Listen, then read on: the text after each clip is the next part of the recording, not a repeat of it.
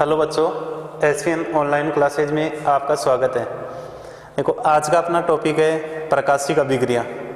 इससे पहले प्रकाश संश्लेषण के बारे में पढ़ रहे थे।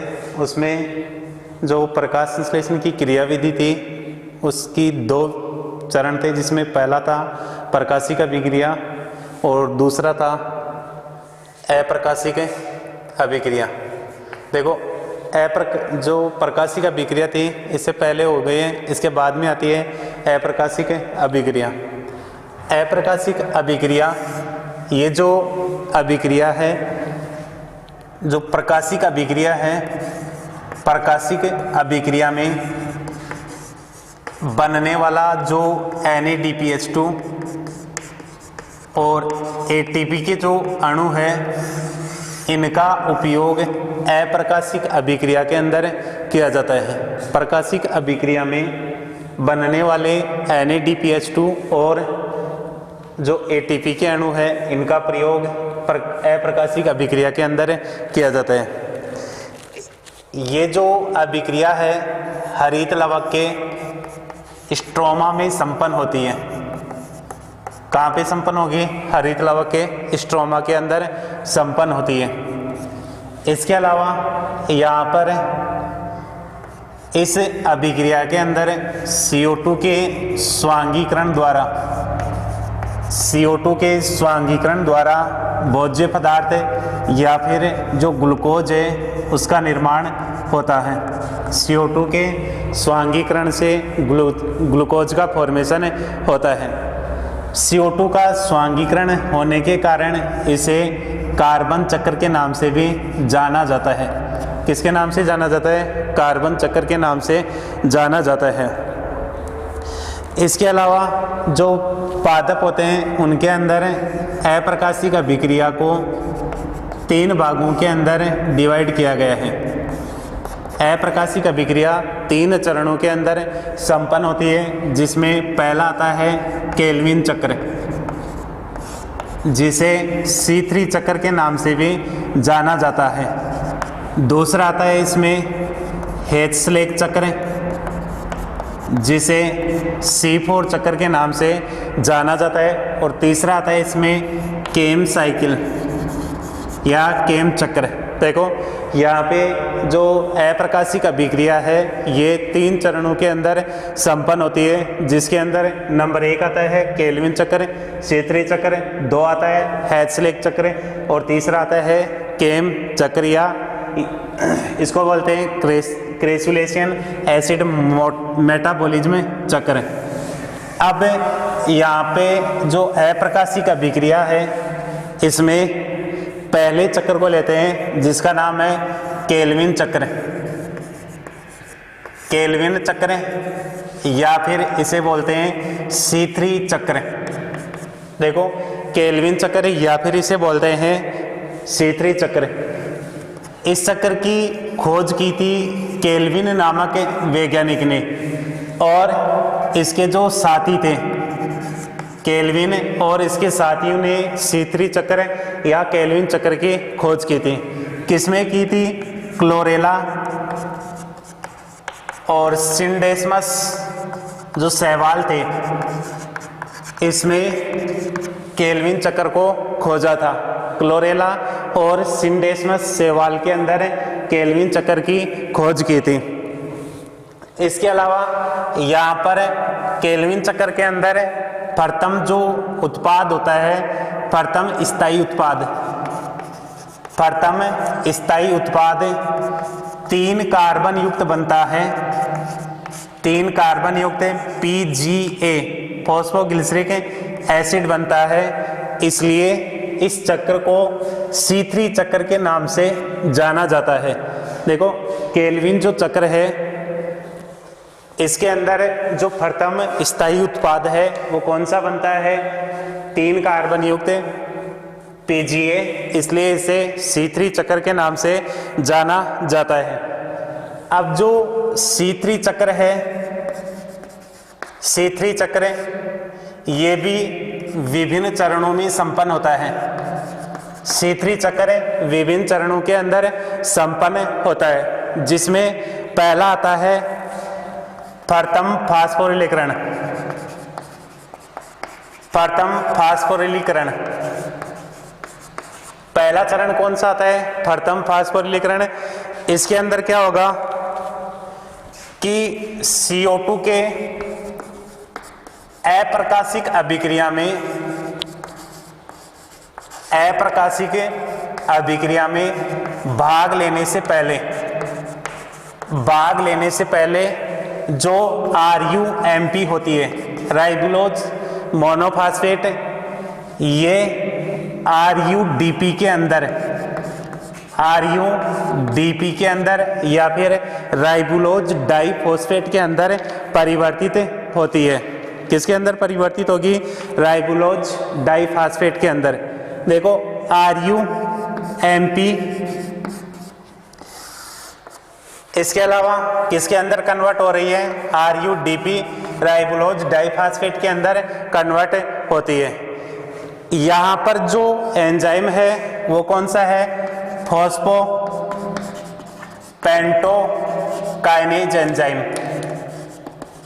फॉस्फोपेंटोकाइनेज एंजाइम की उपस्थिति में राइबुलोज मोनोफास्फेट राइबुलोज डाइफॉस्फेट के अंदर परिवर्तित होता है। इसके अंदर 6 ATP के अणु 6 ADP के अणुओं में परिवर्तित हो जाते हैं।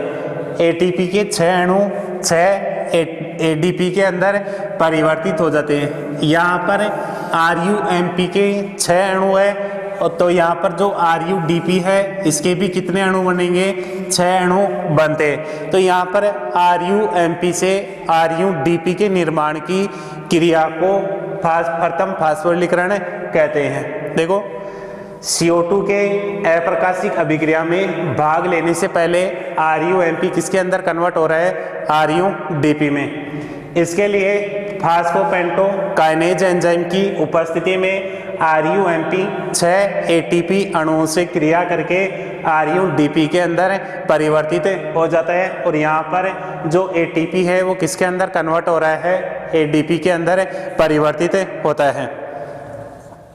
सेकंड आता है इसमें कार्बोक्सिलीकरण। सेकंड कौन सा आता है इसमें?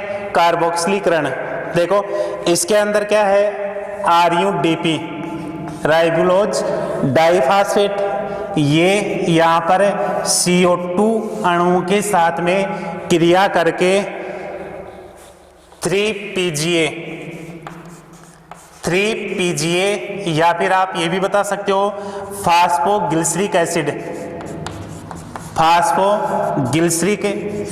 के 3PGA या 3-फास्फोग्लिसरिक एसिड का निर्माण करता है। देखो कार्बोक्सिलीकरण के अंदर क्या है? RUDP राइबुलोज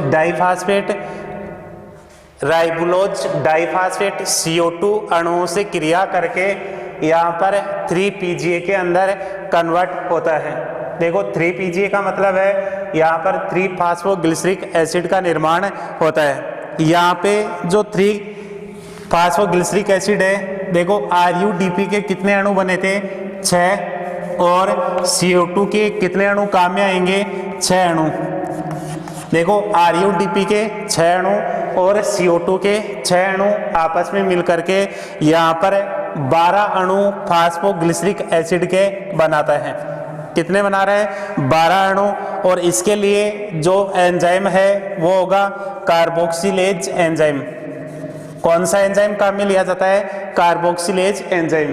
दोबारा देखना, कार्बोक्सिलीकरण के अंदर जो राइबुलोज डाइफॉस्फेट है ये CO2 के 6 अणुओं के साथ में कार्बोक्सिलेज एंजाइम की उपस्थिति में 3PGA या फिर 3-फास्फोग्लिसरिक एसिड के 12 अणुओं का निर्माण करता है।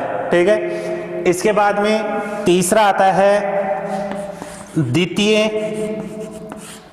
फास्फोरिलीकरण। द्वितीय फास्फोरिलीकरण सेकंड है यहाँ पे द्वितीय फास्फोरिलीकरण। देखो इसके अंदर अभी बने हैं 3PGA के 12 मोल बने हैं। ठीक है। ये जो 12 मोल है ये फास्फोग्लिसरिक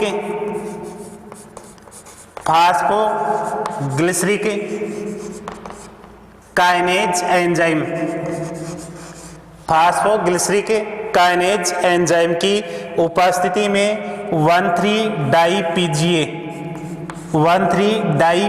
के अंदर परिवर्तित हो जाते हैं, या फिर आप ये भी बोल सकते हो 1,3-डाई फॉस्फोग्लिसरिक एसिड के अंदर परिवर्तित हो जाते हैं। देखो द्वितीय फास्फोलिकरण के अंदर यहाँ पे 3-PGA के जो 12 अणु है ये फास्फोग्लिसरिक काइनेज एंजाइम की उपस्थिति में 1,3-डाई के अंदर कन्वर्ट होता है। देखो यहाँ पे 12 अणु है तो इसके कितने अणु बनेंगे, यहाँ पर 12 अणु बनेंगे। कितने अणु बनेंगे, 12 अणु बनते हैं। इधर देखना यहाँ पर 12 अणु है तो यहाँ पर 12 ATP के अणु 12 ADP के अणु के अंदर कन्वर्ट हो जाते हैं। 12 जो ATP के अणु है ये किसके अंदर कन्वर्ट हो रहे हैं, 12 ADP अणुओं के अंदर कन्वर्ट होते हैं। देखो द्वितीय फास्फोलिकरण के अंदर क्या हो रहा है, जो 3-PGA के अणु है 12 ये फास्फोग्लिसरिक काइनेज एंजाइम की उपस्थिति में 1,3-डाई के अंदर कन्वर्ट होते हैं। कितने अणु बन रहे हैं, यहाँ पे 12 अणु बनते हैं। इसके अलावा जो 12 ATP अणु है ये 12 ADP अणुओं के अंदर कन्वर्ट हो जाते हैं। इसके बाद में आता है अपचयन प्रावस्था। नंबर 4 अपचयन प्रावस्था। देखो अपचयन जो प्रावस्था है इसके अंदर क्या होगा, 1,3-डाई इसका क्या हो रहा है, अपचयन होता है और ये 3-PGL के अंदर परिवर्तित हो जाता है। 3-PGL 3-फास्फोग्लिसरेल्डिहाइड के अंदर परिवर्तित हो जाता है। साथ ही यहाँ पर H3PO4 के 12 अणुओं का निर्माण होता है। देखो H3PO4 के कितने अणु बनेंगे, 12। इसके अलावा 1,3-डाई के कितने अणु थे, 12। तो यहाँ पर PGL के भी कितने बनेंगे, 12 अणु बनते हैं। इसके लिए ट्रायोज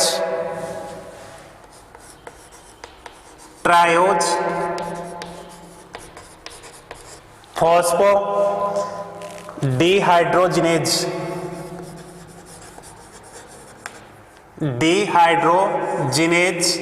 एंजाइम की आवश्यकता होती है। देखो अपचयन प्रावस्था के अंदर 1,3-डाई के जो 12 अणु है इनका अपचयन होता है। किसकी उपस्थिति में, ट्रायोज फास्फो डिहाइड्रोजिनेज एंजाइम की उपस्थिति में। और यहाँ पर 3-PGAL यानी कि 3-फास्फोग्लिसरेल्डिहाइड का निर्माण हो रहा है। साथ ही यहाँ पर 12 H3PO4 के अणु बनते हैं। अब देखो यहाँ पर जो 12 PGAL के जो अणु बने हैं इनमें से दो अणु यहाँ पर शर्करा का निर्माण करेंगे। बाकी के जो 10 अणु होते हैं ये किसका निर्माण करते हैं, वापस दूसरे केल्विन चक्र के लिए RUMP का निर्माण करते हैं। देखो अपचयन प्रावस्था के अंदर बनने वाले जो 12 PGL के अणु है उनमें से 2 अणु तो किसका निर्माण कर रहे हैं, शुगर का। और 10 जो अणु बचते हैं ये राइबोलोज मोनोफॉस्फेट का निर्माण करते हैं। 5वां आता है इसमें हेक्सोज शर्करा का निर्माण। 5वां इसमें हेक्सोज शर्करा। इसके अंदर क्या होगा कि जो 3-PGL है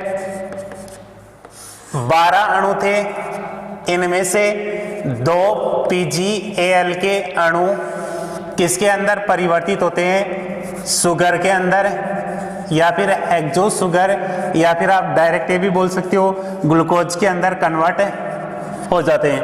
किसके अंदर कन्वर्ट हो रहे हैं, ग्लूकोज के अंदर। इसके अलावा जो 10 अणु बचते हैं 6 नंबर पे जो 10 अणु बनते हैं इनके द्वारा RUMP की पुनः प्राप्ति, RUMP की पुनः प्राप्ति के लिए 12 में से 2 तो यहाँ पर ग्लूकोज का निर्माण कर रहे हैं, बच गए कितने 10 PGAL के जो अणु है इसके द्वारा RUMP को प्राप्त किया जाता है, जो कि दूसरा जो केल्विन चक्र है या द्वितीय केल्विन चक्र को प्रारंभ करने के लिए आवश्यक होता है। देखो यहाँ पे अब चयन प्रावस्था में प्राप्त जो 12 PGAL के अणु होते हैं, इनमें से 2 अणु शर्करा के निर्माण में और जो 10 अणु बचते हैं ये दोबारा RUMP के निर्माण में भाग लेते हैं। 2 अणु शर्करा के निर्माण में भाग ले रहे हैं, वो हो गई शर्करा, हेक्सो शर्करा हो गई। बाकी जो 10 अणु बन रहे हैं इनके द्वारा RUMP की पुनः प्राप्ति होती है। पुनः प्राप्ति हो रही है, क्यों हो रही है? क्योंकि दूसरा जो केल्विन चक्र है उसको प्रारंभ करने के लिए वापस RUDP की आवश्यकता होगी, तो RUDP को प्राप्त करने के लिए RUMP का निर्माण होता है। यह था आपका केल्विन चक्र। इसके बाद में आता है इसमें अप्रकाशिक अभिक्रियाओं में नंबर 1 था केल्विन और दूसरा आता है हैड्सलेक चक्र।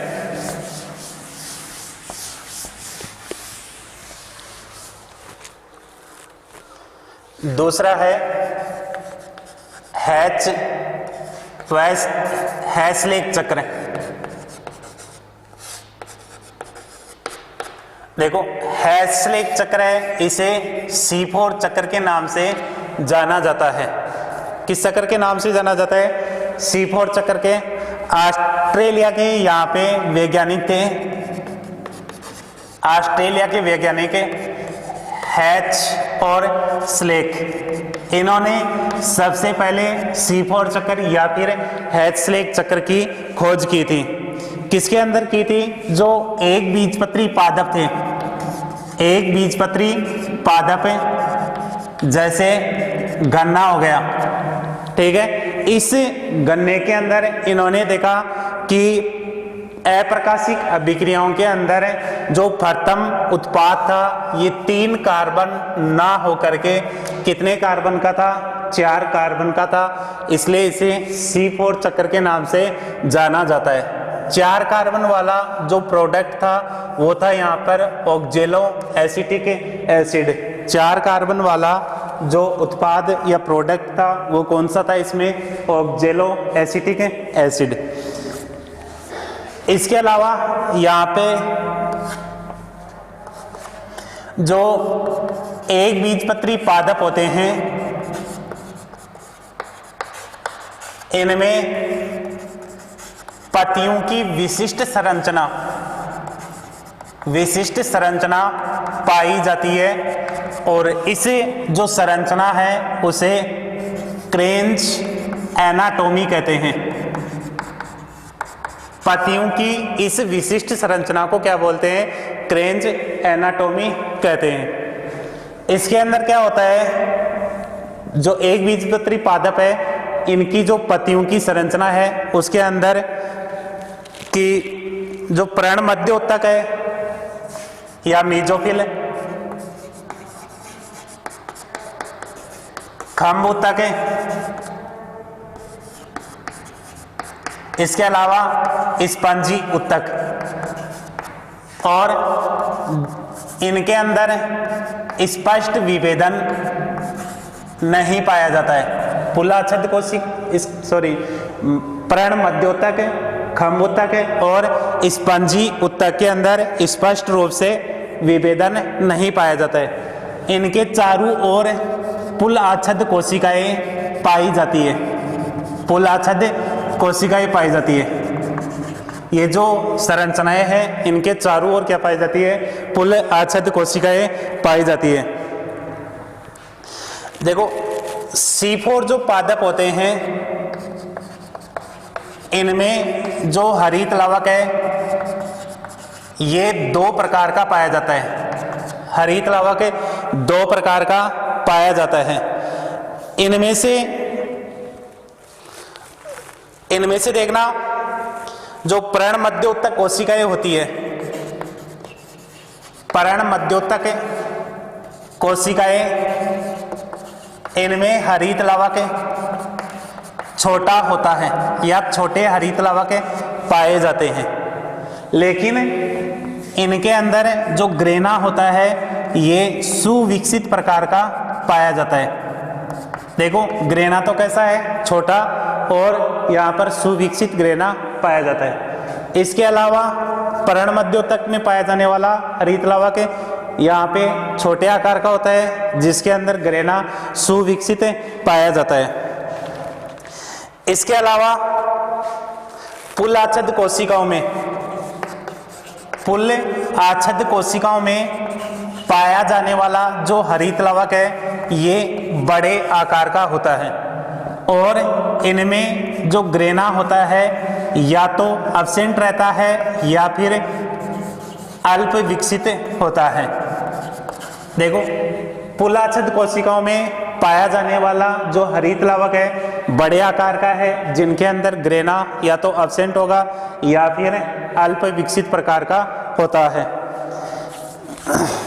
इसके अलावा इनमें जो प्रकाशिक अभिक्रिया होती है, प्रकाशिक अभिक्रिया ये तो कहाँ पे होगी, पर्ण मध्योतक में, जबकि अप्रकाशिक जो अभिक्रिया होती है ये कहाँ पे होती है, पुल आच्छादित कोशिकाओं में। पुल आच्छादित कोशिकाओं के अंदर अप्रकाशिक अभिक्रिया संपन्न होती है। देखना हैस्लेक चक्र या फिर C4 चक्र, ऑस्ट्रेलिया के हैस्लेक ने एक बीजपत्री पादप जैसे गन्ना, इसके अंदर C4 चक्र की खोज की थी।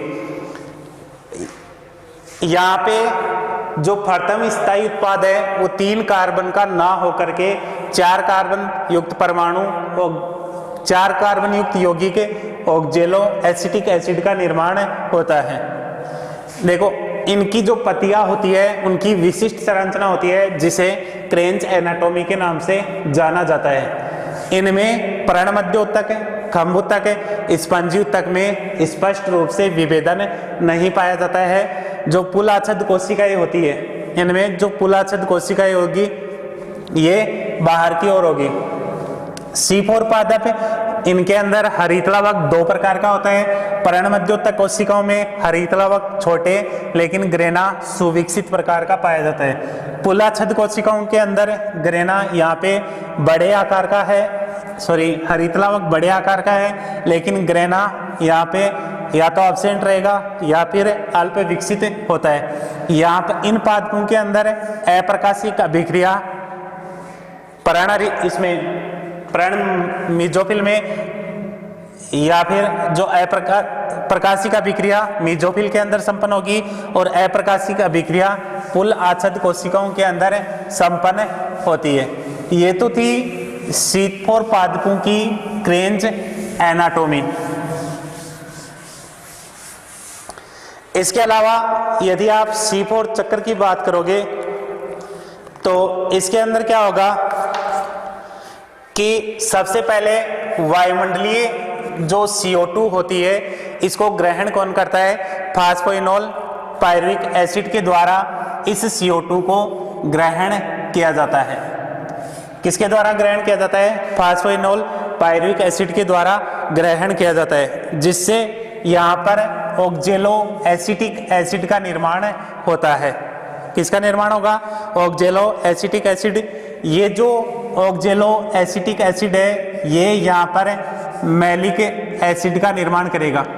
किसका निर्माण करेगा, मैलिक एसिड का निर्माण करता है। देखो जब ऑक्जेलो एसिटिक एसिड से मैलिक एसिड का निर्माण होता है तो यहाँ पर जो NADPH2 है ये NADP के अंदर कन्वर्ट हो जाता है। NADPH2 NADP के अंदर कन्वर्ट हो जाता है। इसके पश्चात यहाँ पर जो मैलिक एसिड है, देखो ये जो अभिक्रिया है, ये ऊपर वाली जो अभिक्रिया है ये मीजोफिल कोशिकाओं के अंदर संपन्न होती है। मेजोफिल कोशिकाओं के अंदर संपन्न होगी। मैलिक एसिड मेजोफिल कोशिकाओं से बाहर निकलता है, कहाँ पर आएगा? जो बंडल शीत कोशिकाएं होती है, बंडल शीत कोशिकाएं, उनके अंदर प्रवेश करता है। मैलिक एसिड मेजोफिल कोशिकाओं से बंडल शीत कोशिकाओं के अंदर प्रवेश करता है। यहाँ पे मैलिक एसिड प्रवेश कर गया। ये जो मैलिक एसिड है वापस किसके अंदर कन्वर्ट होगा? पाइरूवेट के अंदर परिवर्तित हो जाता है। किसमें परिवर्तित होगा? पाइरूवेट के अंदर। कैसे परिवर्तित होगा? मैलिक एसिड में से यहाँ पर जो CO2 अणु होता है ये बाहर निकल जाता है और ये किसके अंदर परिवर्तित हो जाता है? पाइरूवेट के अंदर परिवर्तित हो जाता है। जब ये पाइरूवेट के अंदर कन्वर्ट होता है तो NADP के द्वारा यहाँ पर वापस NADPH2 का निर्माण होता है। ये जो CO2 होती है ये केल्विन चक्र को स्थानांतरित कर दी जाती है और यहाँ पर इस CO2 के द्वारा किसका निर्माण किया जाता है? शुगर का निर्माण या शर्करा का निर्माण किया जाता है। ऊपर की ओर क्या बच रहा है? यहाँ पर पाइरूवेट। ये पाइरूवेट कहाँ पे स्थानांतरित होगा? वापस मेजोफिल कोशिकाओं के अंदर स्थानांतरित होता है। कहाँ पे स्थानांतरित होगा? मेजोफिल कोशिकाओं के अंदर। और पाइरूवेट मेजोफिल कोशिकाओं के अंदर स्थानांतरित होकर के वापस फास्फोइनोल पाइरुविक एसिड का निर्माण कर लेता है। जब ये फास्फोइनोल पाइरुविक एसिड का निर्माण करता है तो इस दौरान ADP से ATP का निर्माण होता है। किसका निर्माण होगा? ADP से ATP का निर्माण होता है। देखो ये जो चक्र है इस चक्र को क्या कहेंगे? यहाँ पर हैच-स्लेक चक्र के नाम से जाना जाता है। किस चक्र के नाम से जाना जाता है? हैच-स्लेक चक्र के नाम से। दोबारा देखना, हैच-स्लेक चक्र के अंदर क्या होता है कि वायुमंडलीय जो CO2 होती है इसको ग्रहण कौन करता है? यहाँ पे फास्फोइनोल पाइरुविक एसिड के द्वारा इसको ग्रहण किया जाता है और कार्बोक्सिलेज एंजाइम की सहायता से phosphoenolpyruvic acid oxaloacetic acid के अंदर परिवर्तित हो जाता है। ऑक्जेलो एसिटिक एसिड यहाँ पर मैलिक एसिड के अंदर परिवर्तित होगा तो इस दौरान NADPH2 NADP के अंदर कन्वर्ट हो जाता है। यह विक्रिया कहाँ पे संपन्न होती है? मेजोफिल के अंदर संपन्न होती है। फिर आता है मैलिक एसिड बंडल शीत कोशिकाओं में स्थानांतरित होता है। मैलिक एसिड यहाँ पर CO2 का त्याग करेगा और वापस किसके अंदर परिवर्तित हो रहा है? पाइरूवेट के अंदर परिवर्तित हो जाता है। ये CO2 किसको स्थानांतरित होती है? केल्विन चक्र में जाती है और शुगर का निर्माण करती है। पाइरूवेट वापस मेजोफिल के अंदर स्थानांतरित होगा और यहाँ पे वापस किसके अंदर कन्वर्ट हो जाएगा? फास्फोइनोल पाइरुविक एसिड के अंदर परिवर्तित हो जाता है। इस दौरान यहाँ पे ADP के द्वारा ATP का निर्माण होता है। यह था आपका हैच-स्लेक चक्र। अब देखो तीसरा जो चक्र था वो था यहाँ पे केम साइकिल। अप्रकाशिक अभिक्रियाओं में जो तीसरा चक्र था वो कौन सा था? यहाँ पे केम साइकिल।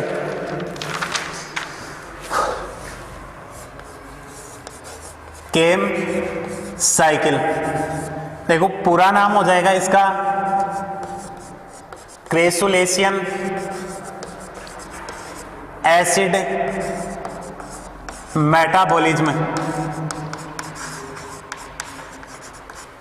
चक्र। पूरा नाम क्या है इसका? क्रेसुलेशियन एसिड मेटाबॉलिज्म चक्र। देखो ये जो चक्र होता है किसमें पाया जाता है? जो मांसलोदविद जो पादप होते हैं, मांसलोदविद पादप जो कि शुष्क वातावरण में उगते हैं, उन पादपों के अंदर कौन सा चक्र पाया जाता है? केम चक्र या फिर क्रेसुलेशियन एसिड मेटाबॉलिज्म चक्र पाया जाता है। मांसलोदविद यहाँ पे एक कुल है क्रेसुलेसी कुल।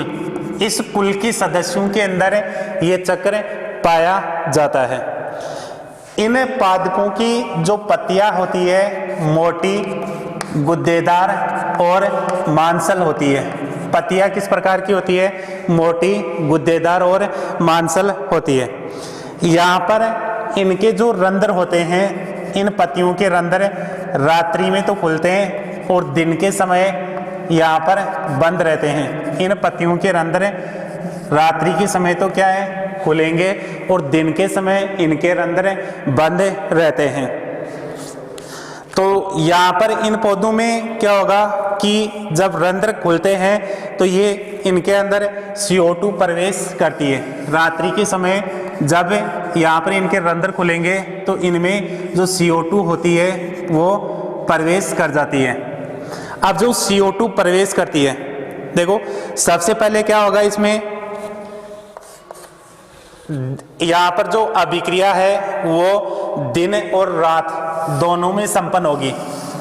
ठीक है, क्योंकि मैं ये बोल रहा हूँ कि रंध्र क्या है यहाँ पर इसके रात्रि में खुलते हैं और दिन के समय बंद रहते हैं। तो एक अभिक्रिया तो हो जाएगी इसकी डार्क या अंधेरे में, और दूसरी अभिक्रिया हो जाएगी इसकी लाइट में या फिर प्रकाश में। देखो इसके अंदर क्या होगा, सबसे पहले फास्फोइनोल पायरुविक एसिड रात्रि के समय जो CO2 होती है उसको ग्रहण करता है और ऑक्जेलो एसिटिक एसिड के अंदर कन्वर्ट हो जाता है। फास्फोइनोल पायरुविक एसिड CO2 को ग्रहण करके किसके अंदर कन्वर्ट हो जाता है? ऑक्जेलो एसिटिक एसिड के अंदर कन्वर्ट हो जाता है। ये जो ऑक्जेलो एसिटिक एसिड है ये किसका निर्माण करेगी? यहाँ पे मैलिक एसिड का निर्माण करती है। किसका निर्माण करेगी? मैलिक एसिड का। कब कर रही है ये? रात्रि के समय मैलिक एसिड का निर्माण करती है। इसके पश्चात ये मैलिक एसिड दिन के समय इस मैलिक एसिड का उपयोग किसके अंदर किया जाता है? भोजन के निर्माण में। देखो ये जो मैलिक एसिड है ये किसके अंदर कन्वर्ट हो जाएगा? वापस पायरुवेट के अंदर परिवर्तित हो जाता है। किसके अंदर परिवर्तित हो रहा है? जो मैलिक एसिड है ये पायरुविक एसिड के अंदर कन्वर्ट हो जाएगा और इसमें से जो CO2 होती है वो बाहर निकल जाती है। अब जो पायरुविक एसिड है ये वापस फास्फोइनोल पायरुविक एसिड का निर्माण कर लेती है। किसका निर्माण करेगी? Phosphoenol pyruvic acid. ये जो फास्फोइनोल पायरुविक एसिड है ये दिन के अंदर यहाँ पर स्टार्च का निर्माण करती है। किसका निर्माण करेगी? स्टार्च का निर्माण करती है। और रात्रि के समय वापस ये जो स्टार्च होती है ये किसके अंदर कन्वर्ट हो जाएगी? फास्फोइनोल पायरुविक एसिड के अंदर कन्वर्ट हो जाती है। अब देखो इसके अलावा दिन में क्या होगा, यहाँ पे RUDP किसके अंदर? PGA के अंदर। PGA के द्वारा शुगर का निर्माण होता है और शुगर स्टार्च के अंदर कन्वर्ट हो जाती है। देखो, या फिर आप ये भी बोल सकते हो दिन के समय केल्विन चक्कर चल रहा है यहाँ पे, तो यहाँ पे शुगर बनेगी, शुगर स्टार्च के अंदर, और ये स्टार्च रात्रि के समय फास्फोइनोल पायरुविक एसिड का निर्माण करती है। देखो इस चक्कर को क्या कहेंगे? यहाँ पर केम साइकिल कहेंगे। किन में पाया जाता है? मांसलोद्भिद पादप जो कि शुष्क वातावरण के अंदर पाया जाता है। क्रेसुलेसी कुल के सदस्यों के अंदर ये चक्कर पाया जाता है। इन पादपों की जो पत्तियां है मोटी, गुद्देदार और मांसल होती है। इनके जो रंध्र है रात्रि के समय खुलेंगे और दिन के समय बंद है। जब रंध्र खुलते हैं उसी वक्त इनके अंदर CO2 प्रवेश करती है। अब देखना डार्क या अंधेरे में क्या होगा, जो फास्फोइनोल पायरुविक एसिड है ये CO2 को ग्रहण कर रहा है और ऑक्जेलो एसिटिक एसिड के अंदर कन्वर्ट हो जाता है। इसके पश्चात मैलिक एसिड का निर्माण करता है। आगे मैलिक एसिड, दिन के समय मैलिक एसिड यहाँ पे CO2 के अंदर और पायरुविक एसिड के अंदर कन्वर्ट हो रही है। Pyruvic acid phosphoenol pyruvic acid के अंदर परिवर्तित होकर के स्टार्च का निर्माण करता है। एक अभिक्रिया यहाँ पे केल्विन चक्र की चल रही है जिसके द्वारा शुगर का निर्माण हो रहा है, और ये जो स्टार्च है वापस रात्रि के समय फास्फोइनोल पायरुविक एसिड का निर्माण करती है। आज के लिए इतना ही, धन्यवाद।